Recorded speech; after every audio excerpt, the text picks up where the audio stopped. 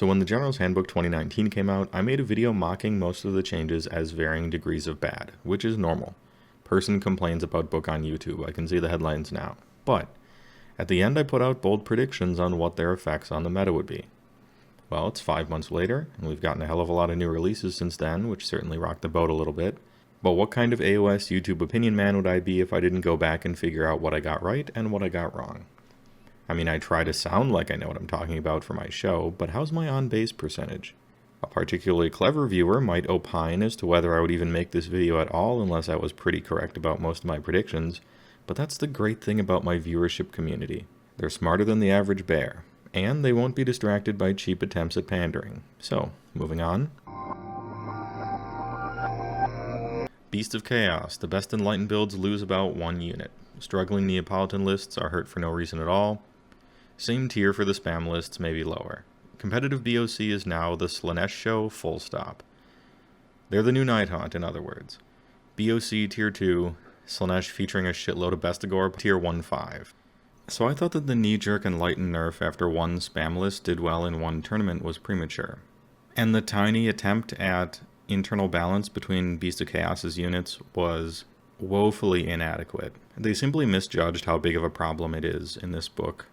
And probably they misjudge how bad Gorgon, Cygor, and Volgors are compared to really anything else. And I figured the Enlightened nerf on top of just how not great the army was anyway would drop BOC down at least a tier. But it looks like they are doing even worse than I thought they would be doing after it. They're sitting like maybe top of tier 3, and they have a horrible win percentage. Now it was and is true that the best way to play Beast of Chaos is by using Slaanesh battle traits. I thought people would do this, and they just did not. So, incorrect prediction. BOC players assure me, yes, it's very strong, it's clearly the strongest way to play BOC, but nobody wants to play against my BOC-themed Slaanesh army anyway, even if it is worse than normal Slaanesh, and so I've just shelved it. If I want to compete, I'll just play a different faction instead of Beast of Chaos in any way, and I'm not about to use Beast of Chaos with somebody else's allegiance abilities just to be better. So, fair enough. Result.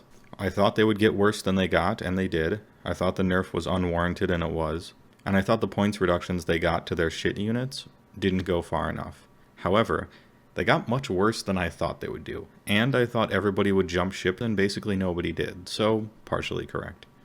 Khorne. Strong players move up half a tier to 1-5, as their best list is cheaper and abuses the same kind of activation wars everyone hated in Grizzlegore, but is a very popular new player army, and with people still trying to make mortals work, the faction as a whole will still probably hover around 50%. Most winning lists are Tyrants of Blood, check. High tier 1.5, check. High representation and hovering around 50% win rate, and the very large number of people playing them and losing with them probably keeps them out of tier 1, even though if you're considering only the best players, the army probably belongs there. So, yeah, all correct. Tzeentch. Change host. Welcome back to the soul-sucking and time-wasting round clock boss. Can you tell I am unbiased? Tier 1. Actually just high tier 1.5, not quite tier 1 due to new armies coming out and kind of a low representation. Also careful about that snark past HeyWoah. I'm going to pull a yellow card here and say incorrect as a penalty. Slaanesh, S tier or just wins a lot with non-stop online complaining. I think we'll have about a year to talk about what the answer is, and Mr. Mephisto might have been right when he called it before the book came out. The next Daughters of Cain indeed. None of the durability, but twice the bullshit. So I for one welcome our new Slaaneshi overlords. We'll see how hard shooting comes back. S tier, check. Next DOK, check. Twice the bullshit, yeah. Overlords welcomed, check. Shooting did not come back, but that's the joke. Result, correct. I want to put a pin on Slaanesh here, because when they came out, everyone said they were grade A busted. But I was hesitant to say so on my shows and online.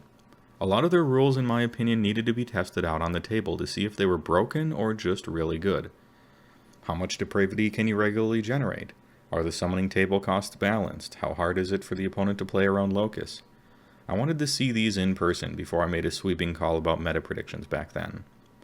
Although in casual play they were obviously going to be toxic, but even stuff I don't consider at all problematic, like Legions of Nagash in 2018, was whined about ad nauseum for the whole year by casuals, and even stuff that downright sucks, like Thundertusks, were whined about back in the day. And so honestly, like, you just can't save everyone.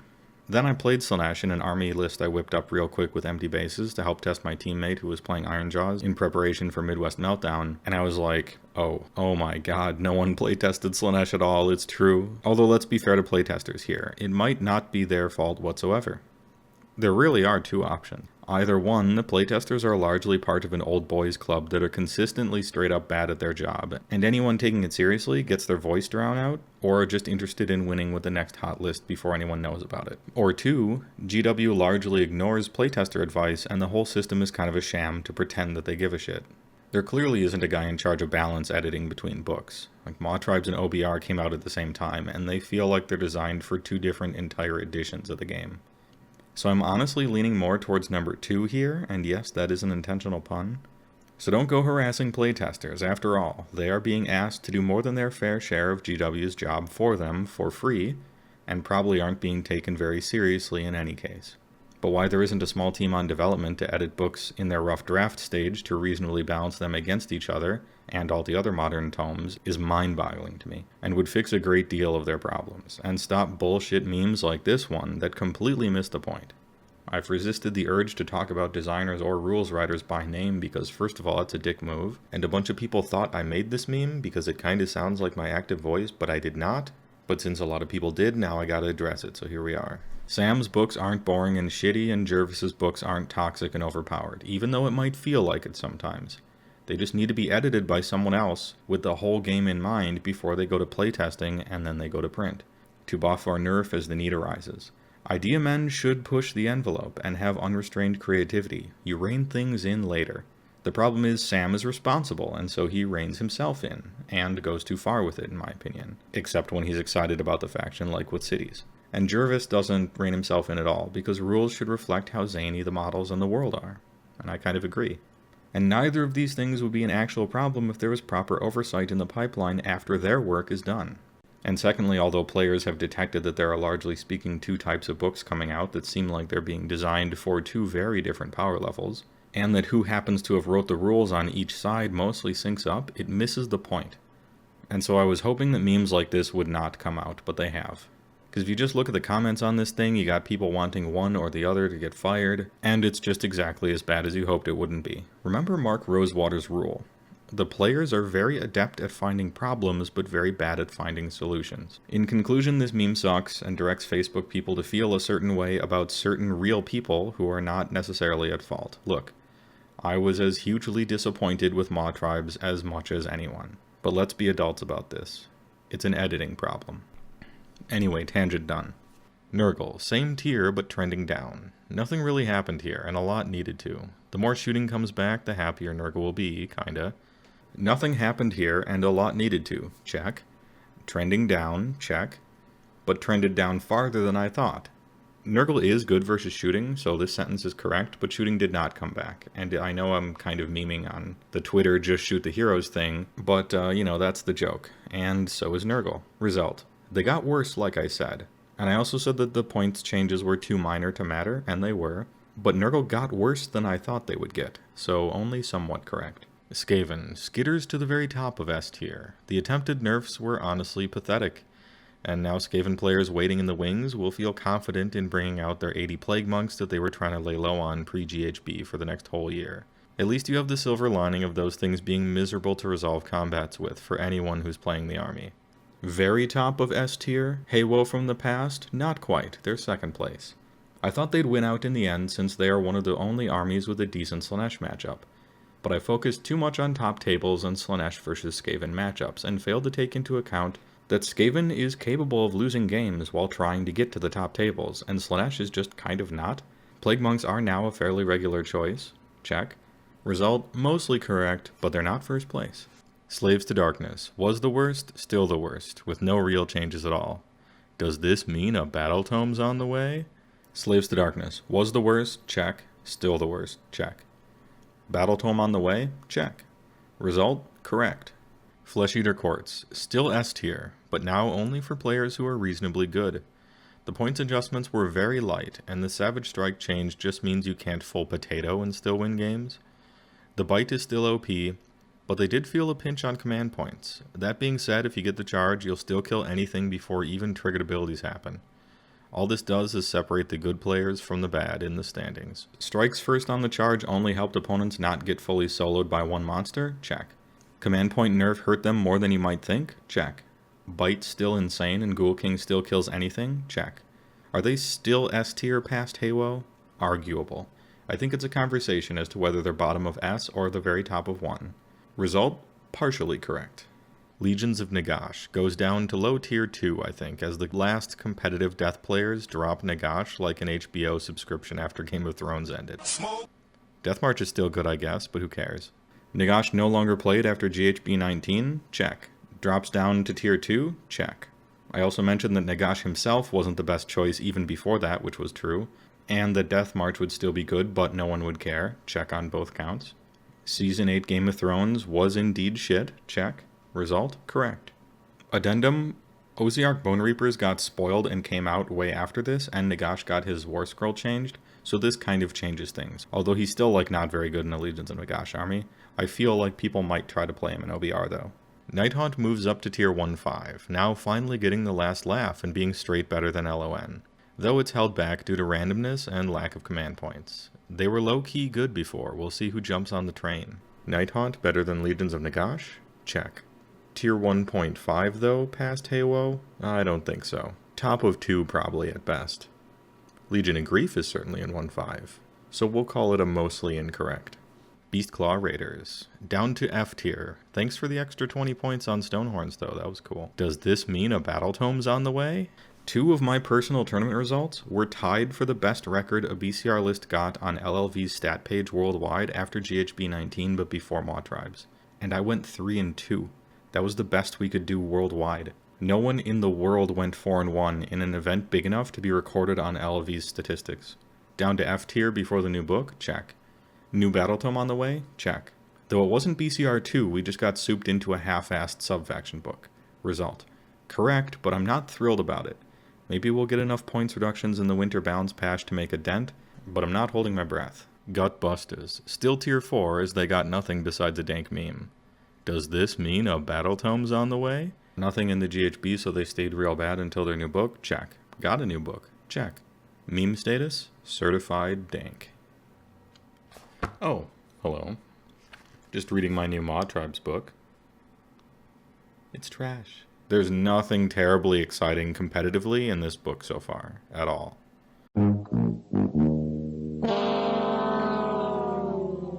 Bonesplitters. Hard to say, as hardly anyone played them before and they got no changes. Does this mean a Battletome's on the way? Hardly anyone has played them, that's true. Then they got a new Battletome and everything changed. Check. Gloomspite Geats. Stay at tier 1-5, but we could see more diversity even if it's worse than cookie cutter penalty to hit spam.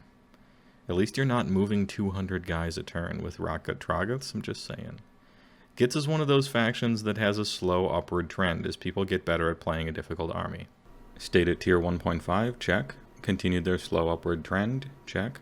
Diversity added to winning lists due to the points changes, incorrect. It was probably more wishful thinking than anything, and you can tell I'm kind of offhanded about my comment there, but maybe next time. Ironjaws. Ah, the one bad faction out of 9 that GW actually did their job on. The best players might climb all the way up to the bottom of tier 1.5. But it's a popular army and it's hard to play as well, so I think low tier 2, high tier 3 for the majority, which is still a big improvement.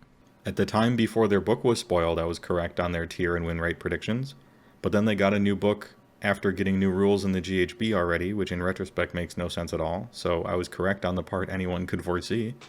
Darkling Covens. Probably still tier 4 as no one plays them and their changes weren't relevant enough. Dispossessed. While their points moved slightly. Free Peoples. Same Order Serpentis. Luke Stone. Wanderers. Does this mean a Battletome's on the way? What if the GHB itself is an army? Does this mean the GHB Battletome's on the way?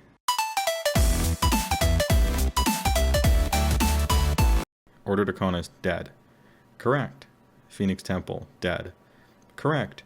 However, then they got a Cities book released, so now they've risen from the ashes. We'll call it partially correct. Daughters of Cain, still bottom of S tier. The average list lost a superfluous Medusa or something, and their problematic rules are unchanged. The free win on hero and monster battle plans got harder to cash in on, though. Still S tier? I don't know. Like FEC, you could have a discussion about whether they're bottom of S tier or very top of 1. The extremely light touch on their points increases did in fact amount to very little, and the new releases were more impactful to their tier than any of the GHB changes. Result, mostly correct. Fire Slayers. Still tier 1 obviously, since nothing changed, though depending on the TO packs, they might drop half a tier from those 8 objective battle plans. They dropped a little more than half a tier due to certain battle plans, some new armies, and just very low representation, like people aren't excited about playing Fire Slayers. But they're still quite good. Result, correct. Idneth Deepkin. Still tier 1. The best lists lost 1 command point. Ooh. No diversity added. It's still eels or go home. Sad. Still tier 1 or 1.5 depending on your view of them before, but trending down due to new armies coming out. The GHB changes had basically no effect at all, which is what I said, and no diversity was added, so result correct. Quadrant Overlords. Easily jump up a tier, or more depending on how much shooting comes back. Does this mean a battle tome's on the way? They did move up a tier, but shooting did not really super come back. Although I did call the new battle tome. Result, mostly correct. Seraphon. I had them in tier 3, which is lower than most people rated them moving into GHB19, mostly because I put less stock in that one Adepticon win than most did. They don't look better, that's for fucking sure. Does this mean a battle tome's on the way? They did trend down despite the changes as I predicted, and battle tome called. Result, correct. Stormcast. They were tier 2, now they're probably down to the cusp of 2, maybe 3. If TOs finally kick their total commitment addiction, they could end up in the same place. Their points reductions didn't really change anything, like I said, and nerfing their units that were not too good, but everyone thought they were, like Evocators and Sequitors, amounted to them trending down as predicted, even though they didn't start in a great spot. Result, correct. Sylvaneth. With the old book, the best players were 1-5, and the new book seems worse. I'm really looking forward to seeing them in the meta moving forward, and I hope that I'm super wrong. Unfortunately, I was not super wrong. The Sylvaneth Battle Tome marks the first time that I can think of where a brand new battle tome comes out for an army and then that army is now objectively worse than it was before, and plays and is built completely differently. Top players went from 1.5 to high 2, and win percentage for everybody else is in the mid-40s. Result, sadly correct. They're still better than Maw Tribes, but the Ogre book was at least a buff, so the contest between these two for which was the worst and most disappointing 2nd edition battle tome can rage on forever. Legion of Asgore. Jump up at least half a tier from actually having allies now. I thought they would trend up, but they did not. I mean, allies didn't hurt them, but nobody plays them at all, and new armies are crowding out any gains they could have enjoyed. Result, incorrect. Meeting Engagements is in the rough draft stage, and yet it was shipped anyway. An incomplete new alternative 1K format that no one wanted. Meeting Engagements got on arrival, correct. So not bad. I had a few hit the wall, but most of them hit the mark. Is this video really just a glorified victory lap? Well, yes, but also no. We're getting dangerously close to that time of year again, with the 2nd annual December Big FAQ points and balance adjustment. So consider this a different sort of state of the meta moving into that. And last year I did a live Christmas stream where we made the FAQ we would have liked to see, because the one we got was so disappointing, and I'll keep that tradition alive as well. But, who knows, this one might be taken seriously, and if it is, I'll stream anyway and we'll talk about how great everything is. Maw Tribes Deep Dive Part 2 might just become a Lists of the Week segment at this point on the next really long AOS cast episode, as it's just a really shallow book. I'm sorry, there's no diamonds in the rough there, and there's really no tricks and no surprises, to be perfectly honest. Anyway, look for it soon. Thanks to my patrons, and thanks for watching.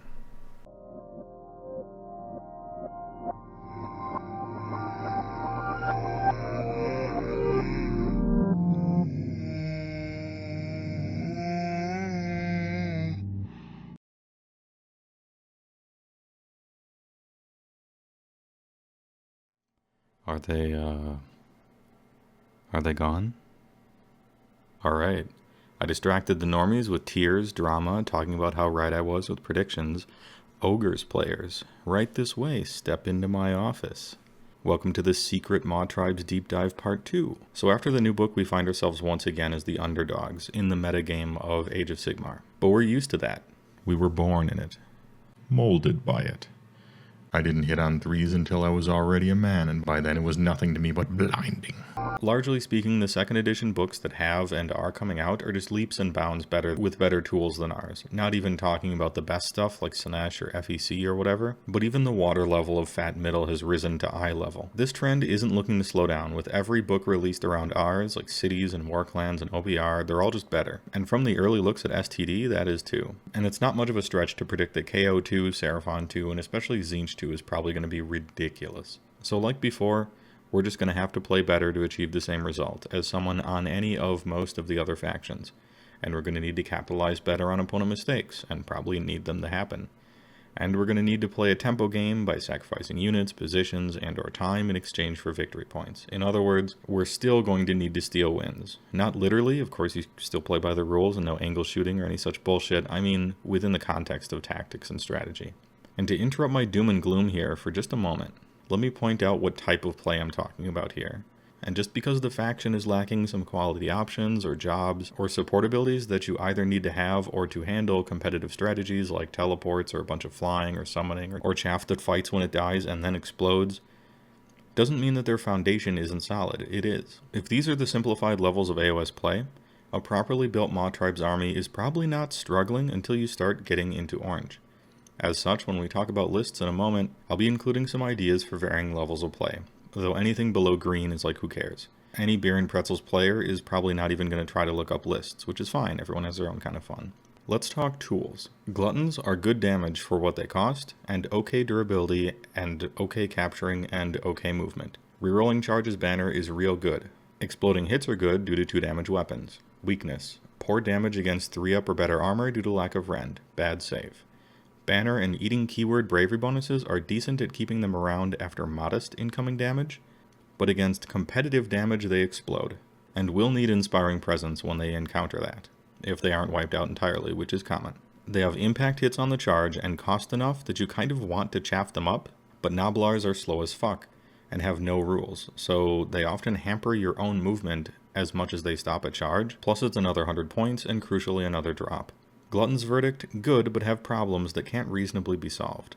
Iron Guts are excellent damage. True big boy competitive damage. They have rend, 2-inch reach ensures that they all get their hits in when you take units of 8, plus as a unit of 8 they get the good impact hit. Weakness, super fragile. Basically you need to chaff them up, and they're just foot slogging to get anywhere. What people tend to do competitively in AOS with elite super damage boys is find some delivery methods so that you can make sure to get your value. Like Bridge with big bonus casters, or Dreadwood teleporting Kurnoth, or Soul Scryer ambushing eels, or Hand of Gork brutes, like etc. The only possible Maw Tribe's line here, besides hoping to get super lucky on casting an expensive bridge which isn't reliable enough to be worth it, might be an Alvagear Ancient Huskguard on Thundertusk, but his points right now are simply way too high to make this efficient.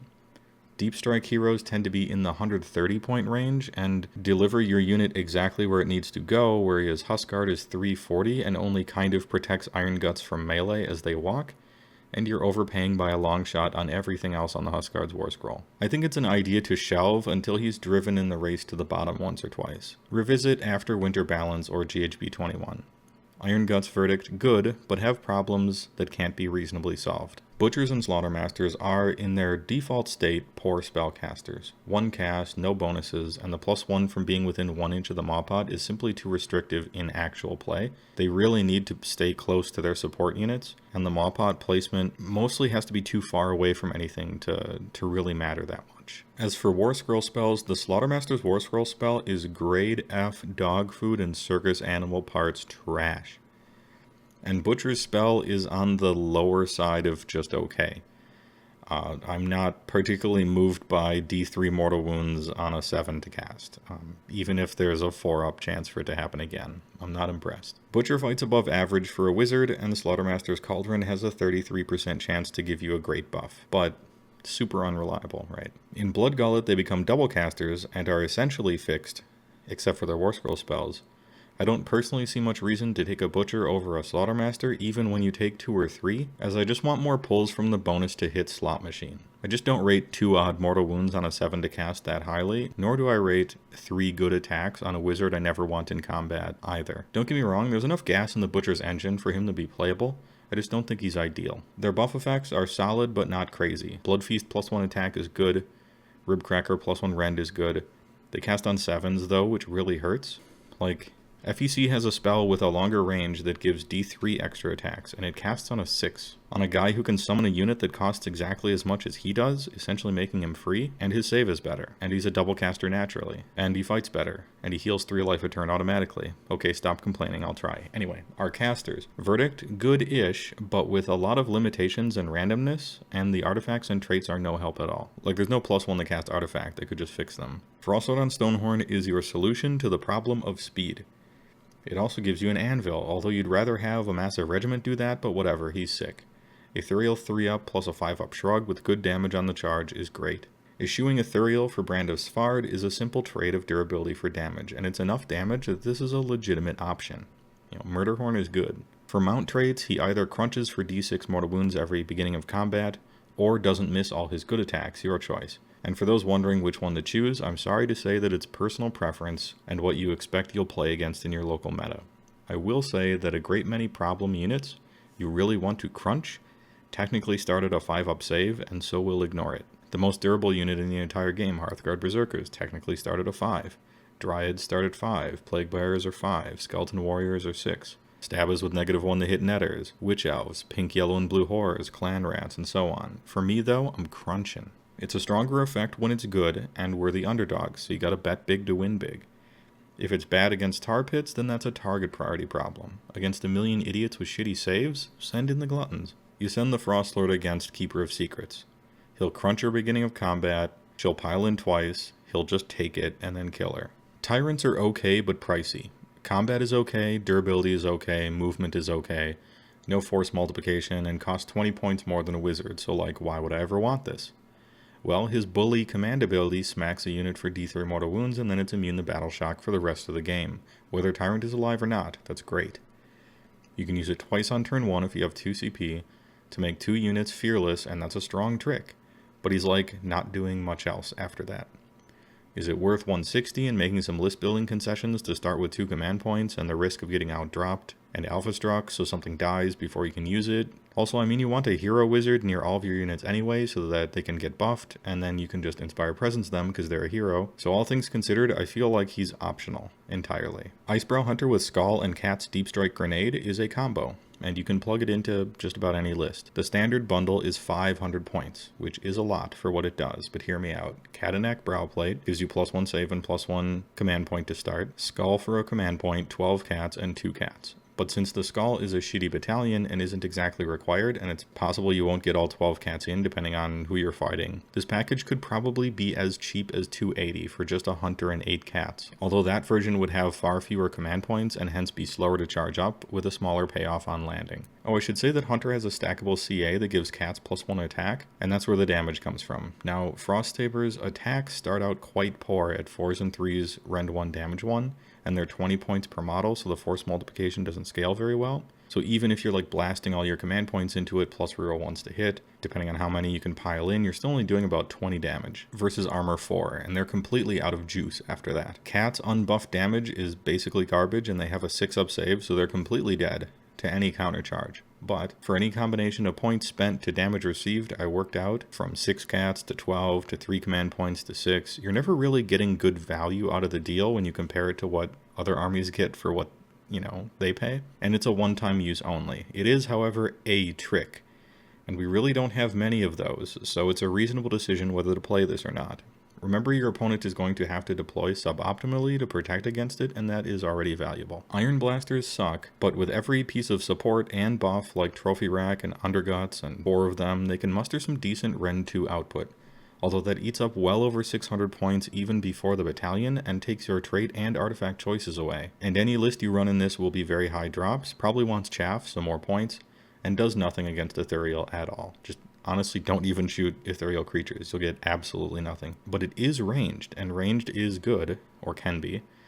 I just think the opportunity cost is too high, and the points cost is too high, and the drop cost is too high. But it's not like bad. Lead Belchers, however, are. Yes, I know one game you shot something and models died and then they attacked and the rend felt important, but be very aware when you're retroactively justifying some unit by looking at what it did versus what something else could have done, or how likely that was to happen, or if that situation was common enough to be worth always taking said unit. Let's talk drops.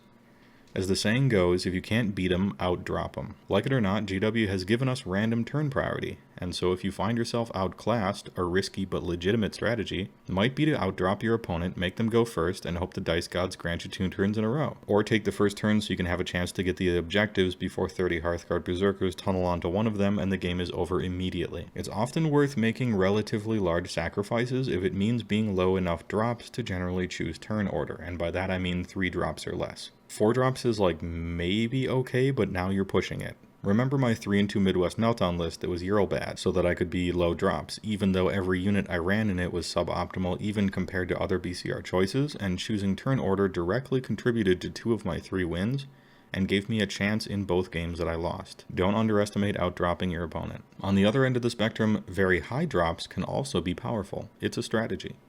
Consider this. 75% of what it takes to win a game of Age of Sigmar happens before the first turn begins. Faction choice, list building, battle plan, terrain placement, deployment, and drops. That's 75% right there. Being a good general, thinking ahead, rolling dice, making good decisions, and priority rolls amount to about a quarter of the leeway in win versus loss. Being extremely high drops, like 10 or more, with a bunch of super cheap MSU clogging things up, will allow you to win deployment, and this is important. While you're putting 2-man units of cats wherever, your opponent has to start showing their hand and deploying the important pieces so that you have full information before any of your critical pieces come down, letting you counter their drops and essentially deploy perfectly. Plus, now you have a bunch of individual blobs zoning out ambushes and deep strikes and protecting against alpha. Now it is true that this strategy is better capitalized on in a takes-all-comers reactionary style faction that has lots of options and tricks and ranged and excellent massive regiment chaff, like Skaven I'm thinking of particularly, Legion of Asgore this works for, Grand Alliance, even Gloomspite Gitz and Tzeentch. But it can still be a reasonable option in mod tribes. So let's talk lists. We'll start with the obvious ones just to get them out of the way. So here's the most obvious list. Okay, so Bloodgullet is clearly the best sub-faction. We're taking a Brawler Guts Trophy Rack Tyrant, so he can do something after double smacking the 2 units of Gluttons on turn 1. Our spell choices are such that we always have access to Rib Cracker since armor is a problem and high armor is starting to creep back into the meta. Gourmand for lower drops and 3 spins on the Wheel of Value.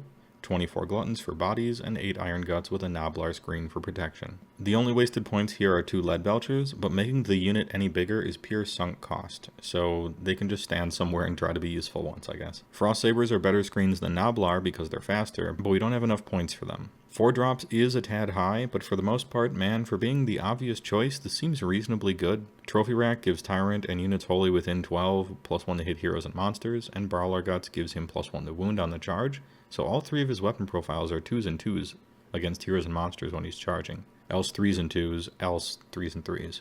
I didn't give him Splatter Cleaver since each of his weapons don't individually have many attacks, and while Slaughtermaster's attacks are indeed shitty, there can at least be a lot of them, and Trophy Rack seems better here. To continue the surprising trend of obvious lists being actually pretty good, we have literally 3 start collecting boxes, the list. I mean, there it is.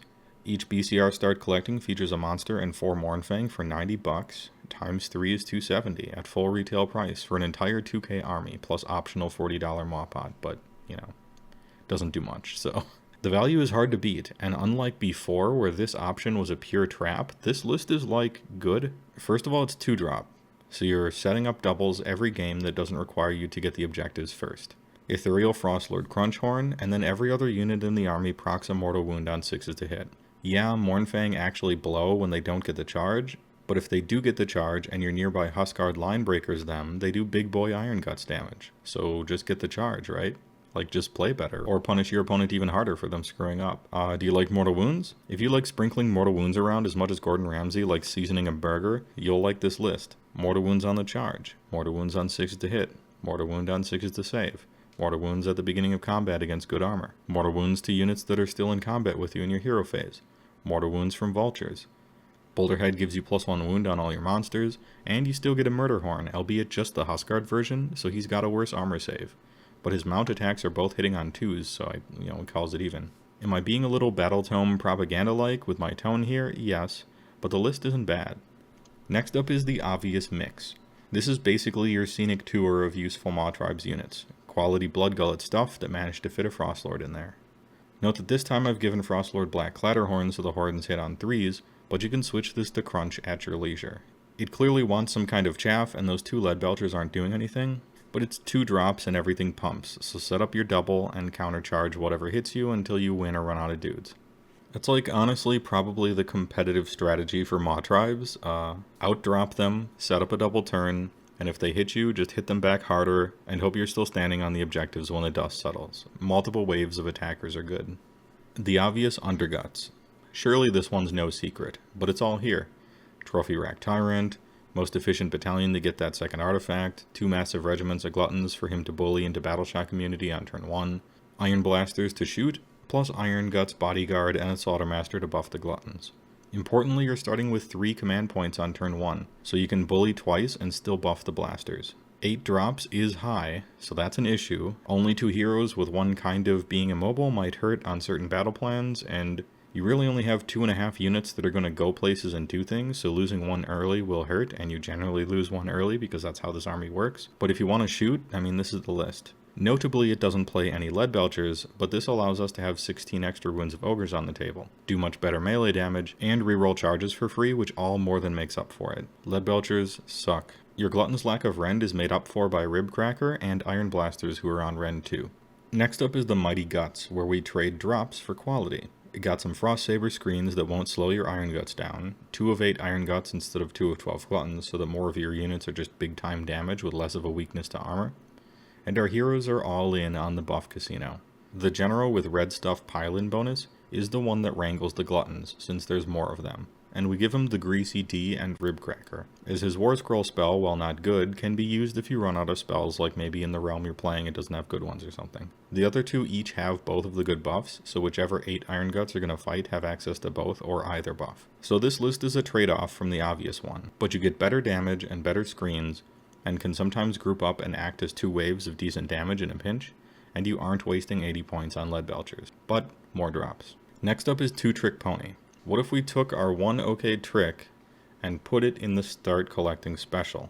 Now it's a lesser version of the trick since there's only 8 cats and no Catanac Browplate, but a Deep Strike Hand Grenade is probably a fair trade for only 4 Mournfang. It does take your beautiful 2 drops and bring them all the way up to 4, and that might ruin it for you, but you gain some deployment advantage which might counteract it slightly. If it really does ruin it for you, then just turn one of those 4-man Mournfang units into a 2-man unit. Get a Skull for +1 command point and 2 more cats, suit up the Hunter with Catanac Browplate for +1 save and another command point as your 3rd artifact, and boom, 2 Trick Pony, low drop version. Icefall Yeeties is where we try to get cute.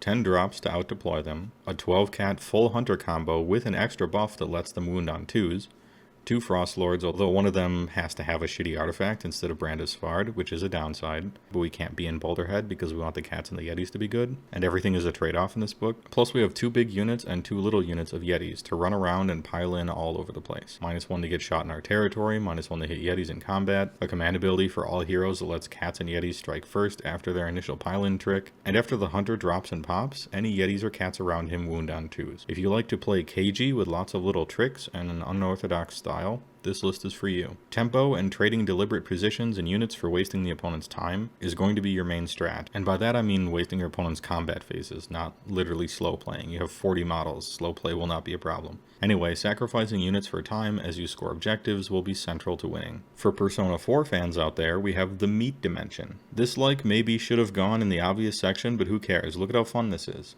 213 wounds of absolute beef. An important strength of this list is just how many units you have that can really accomplish something. You can project nearly full power to 4 different directions at once, and only one of them will be unsafe from Battleshock tests. One of your heroes had to be downgraded to a Firebelly to fit 2k, and okay, I admit that maybe, just maybe, you could go from 48 to 45 Gluttons, and have Firebelly be a 3rd Butcher keyword, and that might be right, but Fiery Whirlwind is a good spell, and with this list we're sending a message. That message is we don't believe the high armor hype, and against Petrifex just get to the objectives first, right? It'll be fine. Also against over-specialized armies with some fiddly parts, or ethereal armies used to having the opponent overpay for their rend, it's a Deepwater Horizon blowout. You'll smash. Finally, we have Space Jam's The Monstars. While you could of course just run 2 Frostlords and 4 Stonehorn Beast Riders and be a legend and send just as much of a message as 48 Gluttons, this version runs a mere 5 Behemoths and then some useful screens to try and pretend like it gives a shit about playing the game. You're like heinously weak against Tar Pit massive regiments like Dryads and Gloomspite Stabbas, but don't underestimate the power of charging the same unit with 3 Behemoths back to back for 10 to 15 mortal wounds just in the charge phase. It's surprisingly effective against strikes first or last, and for killing the remaining enemy models in combat to let your newly free Stonehorn charge something else. Also, against some overly point and click flowchart armies, deploying 5 or 6 Behemoths in an equidistant line from each other, like cement pillars in a parking garage, can present an interesting problem for them to solve. It still move 14 monsters that count as 50 or 60 capturing bodies with 5-up shrugs after all. If you're concerned about drops, here's a 3-drop version that downgrades the Frostlords to Huskguards but significantly reduces its drops and gives you some dudes to zone out teleports and ambushes. Plus Betrayer's Crown to once a game cut a massive regiment by a third. Plus the whole 6 to hit proc a mortal wound thing. And 5 Vultures that each do 1 mortal wound on a 2-up with 30-inch range is like actually good at hero sniping over time. Of course, you could also go Hunter, 3 Cats, Skull, and 4 Frostlords, which is a list I ran a few times in the past, and that too is incredibly fun. Basically, any Super Monster Mash versions of BCR lists are hilariously fun, with varying degrees of quality.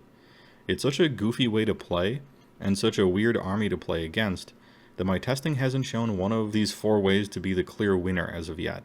I'll keep you posted, but expect strange games tactically, with some very unwinnable situations for you, but opponent game plans that you accidentally render irrelevant. I will say that so far the rule of thumb seems to be more monsters are better. Taking 4 Frostlords, even though they are stronger by far than Beast Riders, who, to be perfectly honest, very often feel ineffectual and overpriced even at 300, 4 monsters and like nothing else just isn't enough at 2k. The low drop 5 monster version might just be the best, even though you are always wishing those 2 Huskguards were Frostlords. So that's the Secret Maw Tribes Deep Dive Part 2. I hope you enjoyed it. Here's a picture of my work in progress Maw Pot, with Frost King Potemkin lounging in his chained-up mobile Mawpot palanquin, carried aloft with no small effort by his mighty Thundertusk gore shovel, primed and ready to put paint to model on this one. Look, if our terrain piece has to fucking suck, might as well look fucking sick. As always, special thanks to my patrons for keeping me alive, besides Christmas-flavored coffee. The Bearded One, Bjarni, Carl Martin Rosenberg, Carson Blake Phipps, Chaos Spawn, Charles Faduke, Chris Hallett, Chungasaurus, Daniel Oroz, Das Oxalotl, Des Brennan, Doom and Darkness, Dr. Hank, Dwight Crow, Edward Lawrence, Eric, Erda Wanderer, Graham Seabrook, Greg Dykus, and the Sigmar and Son podcast, Heavy D6, Henners, Jacob Graham, Jens Nielsen, Jimmy Starr, Justin Hawkins, Kevin Harcum, Kyles Merchick, Marcus, Martin Orlando, Good Painter Stormcast Man, Matthew Davies, Michael Derazinski, Miguel Cabezas, Marie Gank, Nosh, Peter Atkinson, aka Plastic Crack, Perna, Richard Rossman, Rob Nelson, Steve Pegg, Tyler Emerson, Vincent Wright, Warbound, and Windigo. Anyway, thanks for watching.